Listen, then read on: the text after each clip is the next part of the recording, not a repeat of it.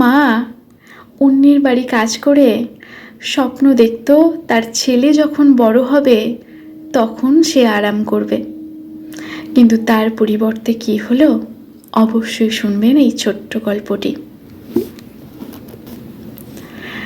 শীতকালের এক সন্ধ্যায় এক বৃদ্ধা তার ঘরের এক কোণে ঠান্ডায় কাঁপছিল। যৌবনে তার স্বামী তাকে ছেড়ে চিরতরে চলে গিয়েছিল। ঘরে ছিল ছোট্ট একটি ছেলে। ছেলের উজ্জ্বল ভবিষ্যতের জন্য সে দিনের পর দিন অন্যের বাড়িতে কাজ করত। পরিশ্রমে ক্লান্ত হলেও তার হৃদয়ে ছিল একটাই আশা, যেদিন ছেলে বড় হবে সেদিনই আরাম করবে।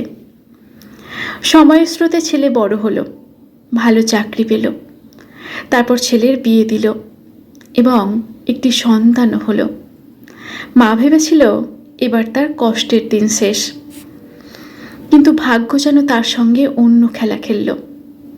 ছেলে এবং বৌমার কাছে মায়ের জন্য সময় যেন নেই।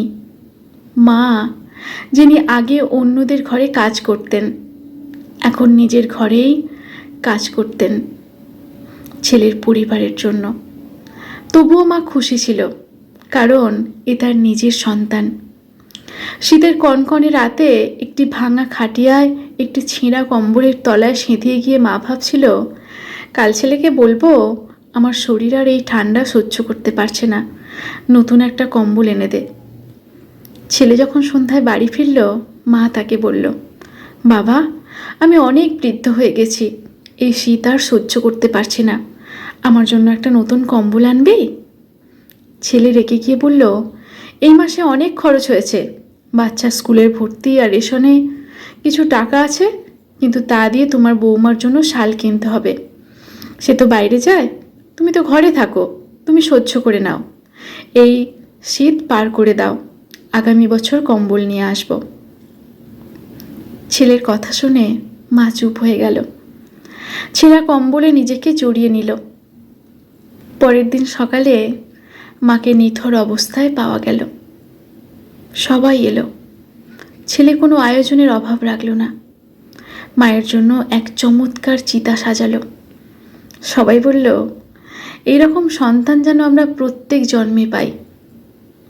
কিন্তু কেউ জানল না মরেও সেই মা একটি কম্বলের জন্য যন্ত্রণা সহ্য করছিল।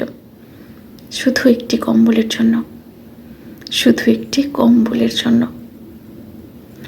এই গল্প যদি আপনাদের হৃদয় ছুঁয়ে যায়, তাহলে মানুষের মধ্যে যে মৃত মানবতা লুকিয়ে আছে তাকে জাগ্রত করতে শেয়ার করুন।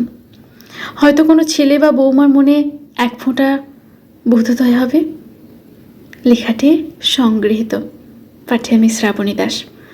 ভালো লাগলে অবশ্যই শেয়ার করবেন। ধন্যবাদ।